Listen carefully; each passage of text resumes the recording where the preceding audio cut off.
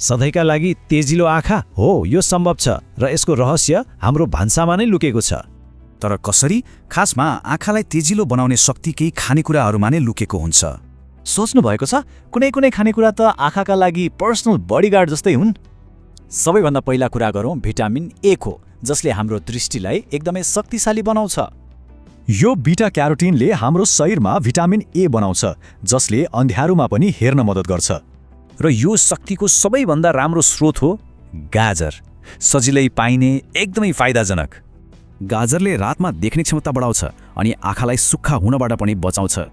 Vitamin A को अर्को मिठो स्रोत चाहियो? आँप छँदैछ नि, स्वाद र स्वास्थ्य दुवै।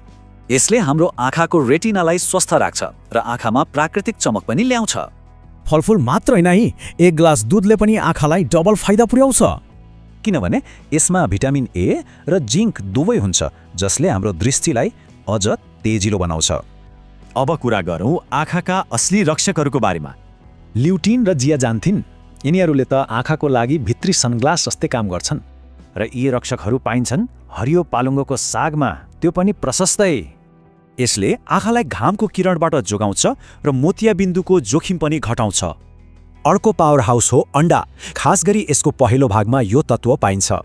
यसमा ल्युटिन, जियाजान्थिन र भिटामिन ए को कम्बो नै हुन्छ, जसले दृष्टि सफा राख्न मद्दत गर्छ। अनि अर्को सजिलो र सस्तो स्रोत हो मकै।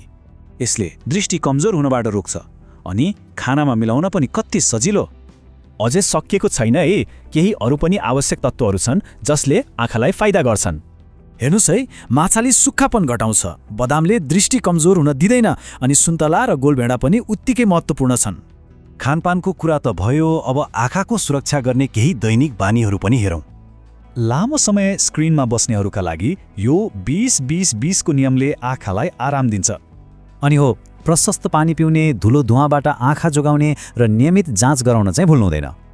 ल, यति कुरा थाहा पाएपछि आज आफ्नो खानाको थालमा आँखाका लागि कुन खानेकुरा थपिँदैछ त?